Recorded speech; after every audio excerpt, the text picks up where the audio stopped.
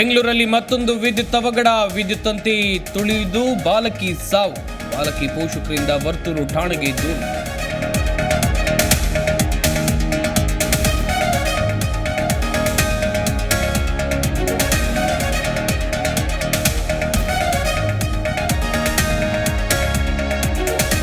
ಉದ್ಯಮಗಳು ಸಂಸ್ಥೆಗಳ ನಾಮಫಲಕ ಕನ್ನಡ ಕಡ್ಡಾಯ. 60% ಕನ್ನಡ ನಾಮಫಲಕ ಹಾಕೋಕೆ ಸುಗ್ರೀವಾಜ್ಞೆ. ಫೆಬ್ರವರಿ 28ರ ತನಕ ಅಂತಿಮ ಗಡುವು ನೀಡಿದ ಸರ್ಕಾರ.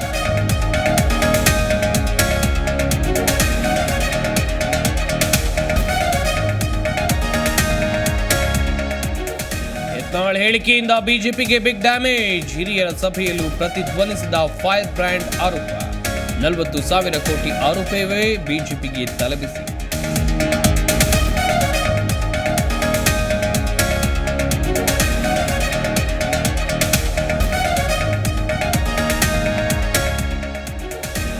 ರಾಜ್ಯದಲ್ಲಿ 500ರ ಗಡಿ ದಾಟಿದ ಕೋವಿಡ್ ಪ್ರಕರಣ. ಕಳೆದ 24 ಗಂಟೆಯಲ್ಲಿ 158 ಪಾಸಿಟಿವ್ ಕೇಸ್ಗಳು ವರದಿ.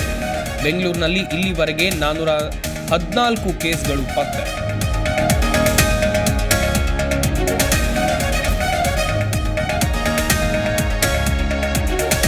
ಹೊಸ ವರ್ಷಾಚರಣೆಗಾಗಿ ಸಫಾರಿಗೆ ಜನಸಾಗರ.